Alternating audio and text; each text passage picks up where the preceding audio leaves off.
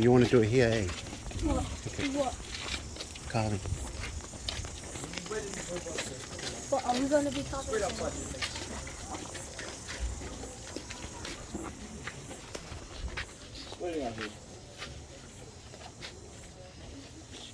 So our students that come here into our NZ Meki, our Māori Arts and Crafts Institute, they actually come here on a 2-year scholarship. So 2 years they are paid for, and they must go for the 2 years. The 3rd year is an optional year if they want to return and learn more about their arts and crafts. Now if you guys come along inside, we'll talk about our first institute, otherwise known as Takapua ROTORUA of Bone and Stone Carving School.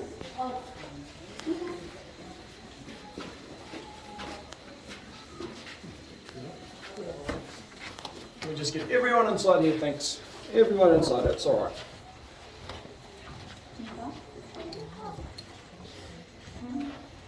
So welcome to this institute that specialises in bone and stone carving, otherwise known as Te Tatapu o Rotowhio. Over here, we have a few of the materials that the carvers would come in here and use on their 2-year paid scholarship. The first one is this black item over here. You guys would have noticed that in some of our carvings in our wharenui, some of them are actually holding a piece of wood, what it looks like. This is our patu. This patu over here is made out of grey waki stone, otherwise known as onewa. The grey waki stone is actually found quite commonly inside a lot of our rivers that are scattered around New Zealand. On the Mohs scale, which is a scale that measures the hardness of a rock, the onewa usually sits to about a 6 to a 6.5 on hardness. 10 is, of course, the hardest rock.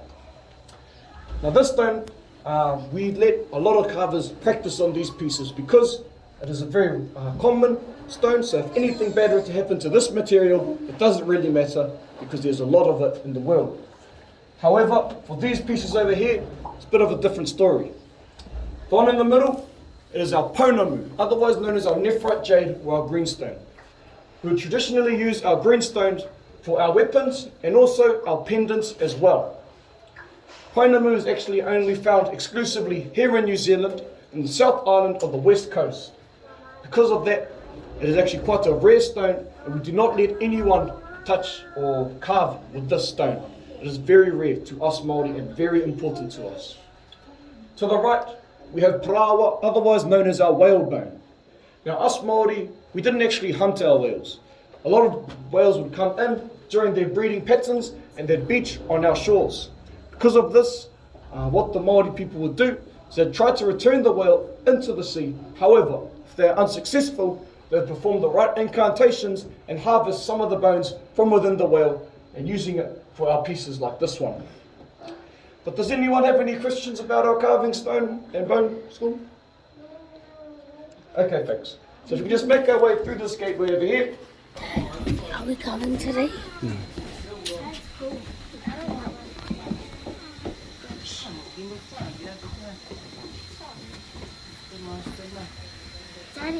Daddy, Dad. Beautiful. So as I mentioned before, folks, our students that come here come for at least 2 years, 3rd year optional. Now when our students come here, on their 1st year, they are taught the more traditional methods that our ancestors would use. Sorry, this is the kurupapa. This is the Māori Swiss Army knife. What we'd use this for traditionally is to cut the umbilical cord, or we could also use it as an earring, a pendant, basically just a knife. This over here is our hoanga. This is our sandstone. Trying to practice the operation of oro pounamu, they would rub the pounamu onto the hoanga in order to sand it. They'd do this for up to 8 hours in hopes that they'd finally get this kind of shape.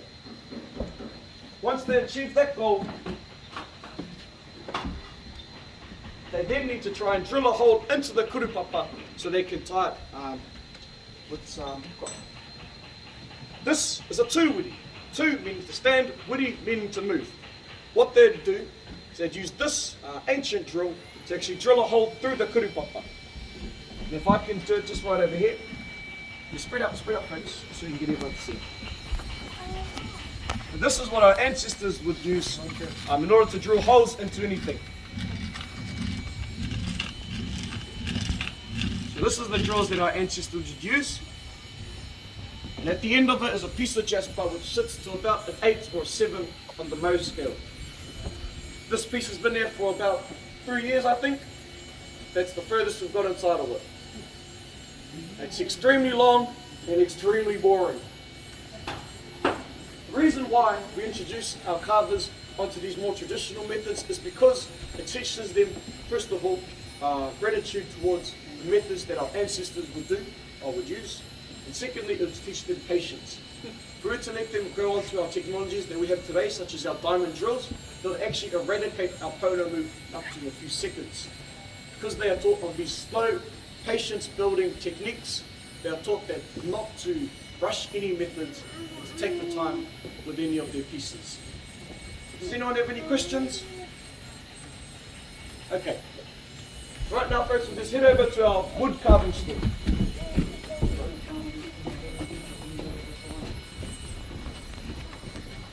Yep.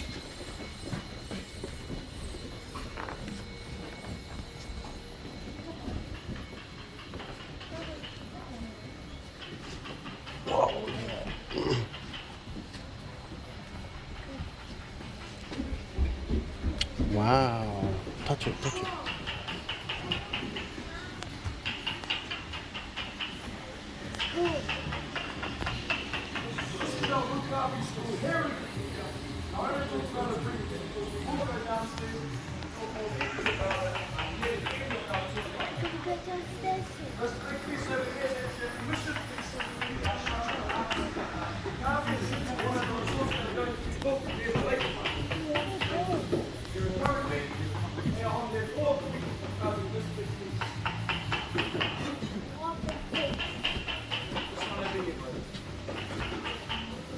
Let's go.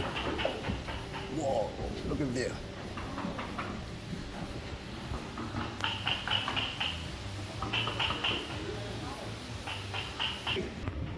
That is the ribbon.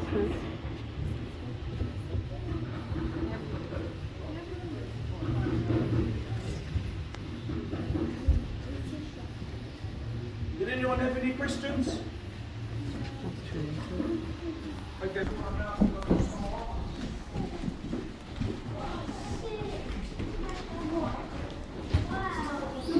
Shh, no running. Molly, patience, no running. Just imagine you can slide down here.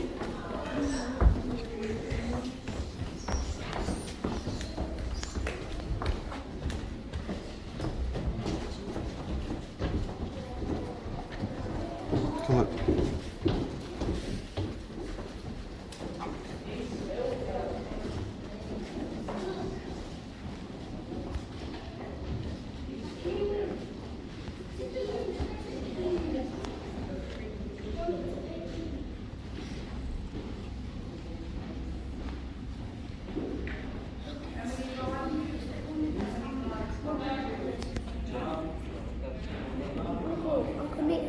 Look, these are what it's for to whip children. Hey?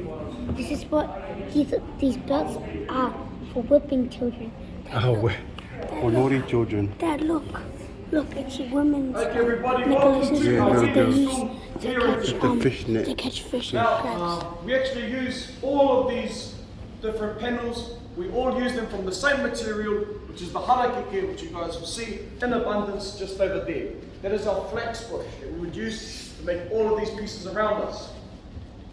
Now, when our students actually come through to this weaving school, they're actually taught the first thing that they have to learn is the two-far panel. This over here in the window frame is our two-far panel. And traditionally, our ancestors would use this as an eating meal. They'd lie on the ground, put their food on it, and they'd eat on it. Next up, they progress onto the Gucci bag of us Māori. This is the kete whakaeru. This is basically our bag where we would store all of our important belongings, really small, delicate items as well. Moving on, they then learn to use the paki, which is this piece over here. This piece would actually be worn around the backside. However, we've moved it to the front so you guys can see what this beautiful piece looks like. As they are weaving, they eventually advance and progress onto more difficult parts of our harakeke and raranga. This is the harakeke over here. This bush, this green bit, is the skin. But underneath it are the fibres within it. This is the muka. This is the fibre that you guys will find inside of our harakeke. Now let's pass it around. And because us Māori, we did not have any hammers or nails, so we would use our muka to fasten up our buildings, such as our wharenuis and our wharekai as well. Using the muka, you are able to make some of our dancing skirts as well. This is our piu. Now of course, it wouldn't really look like this because you wouldn't be able to hide anything, but this is what they would practice on. And as you pass it around here.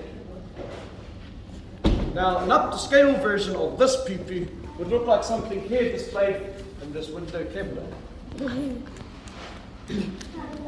In the corner there to the right, you guys will see some of the clothing that us and our ancestors would use.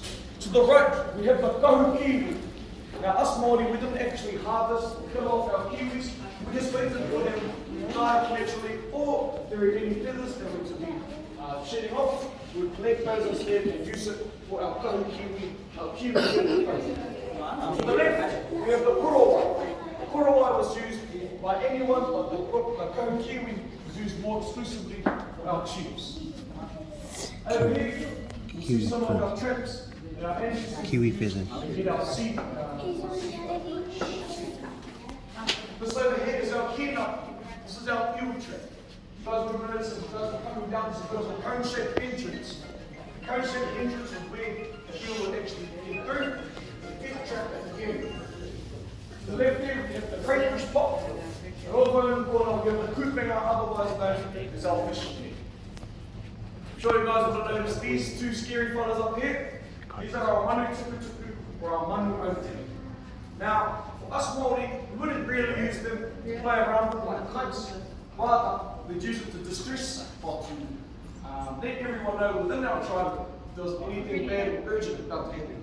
If there was a neighbouring tribe coming over trying to invade us, we'd fly these up into the air and people of that tribe would know what was about to happen, something bad, potentially battle. Now these pieces are more cosmetic, but traditionally they look like something like that over there, which is that triangle panel kite in the corner. Lastly, you have this picture over here. Her name is Emily Schuster. So it's actually one of the first tutors here to Puia, teaching some of the women and some of the men about the different weaving styles as well. Sadly, she did pass away in 1997. However, one of the people here in the weaving school are actually carrying on her idea of teaching everyone about weaving. Does anyone have any questions? Yeah. Common that women do some of the crafts and men the others, or both and both? So for weaving, men and women are allowed to do it. I actually do a bit of weaving myself. I actually weave my Nana hat for Christmas.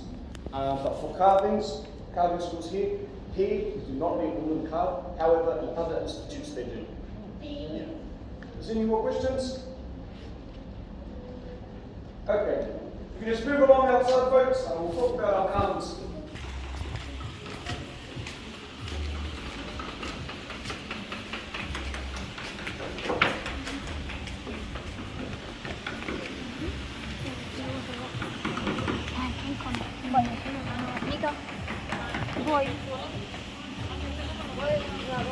Cool.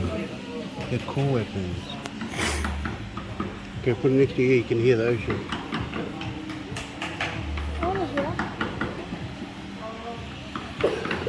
Hey, you can, eh?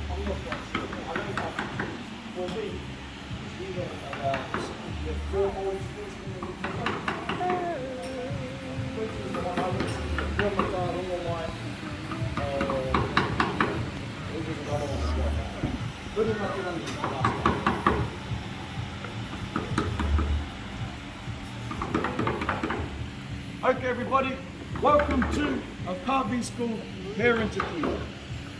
Now, you guys would have noticed this big piece and the garage over there, that huge ass piece of timber. A lot of these pieces are using tōtara or kauri. We always use these words, and I'll let you pass it around. I'll talk about these ones next. So we'd use tōtara and kauri on our bigger panels. The reason why is because tōtara and kauri are our soft timbers. they are soft. So when our carvers actually carve through it, it is said that it's easy to cut through like butter. It's much easier to carve with. We would only use it for these big panels, our panels inside of our wharenui, or these panels to the left here as well. The next timber that we have is rata and maire. Rata and maire are our hard timbers. Rata and maire is what we wouldn't use on big panels because it'd be a lot harder to carve with. Rather, we use it on our weapons, such as these ones displayed in the cabinets. To the left, we have the taiaha. The taiaha would be used by anyone, and is basically our staff. To the right, we have our tefa.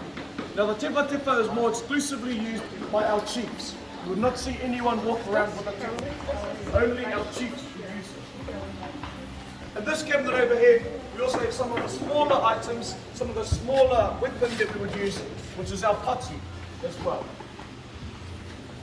Now when our students actually come through into this carving school, they are not introduced into the techniques of carving straight away. Rather, they are introduced to the different meanings, the cultural importance, and all the understandings behind what we do behind our carvings. Over here are some of the different tribal styles that we have developed over the years. Now you guys might notice that they might form a similar pattern, however there are a few different tweaks and differences in between them. Okay. Yeah. Those are some of the different differences that you'll see between our carvings with our tribes. To the left here, we have some of our panels that we would practice on. If I'm all the way second to the left with the musket, is actually a rongo whakata carving. It is slightly different to the tribe that resides here, which is Tiarawa. The Tiarawa carvings are the red carvings in the middle. Those are actually some of the oldest pieces here in Te Puia, aging to about 150 years.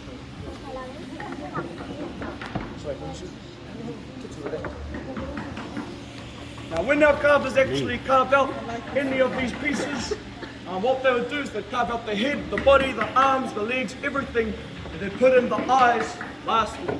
This is the abalone shell. To us, we call it the paiwa shell. This is the eyes that you guys would see on our panels over here.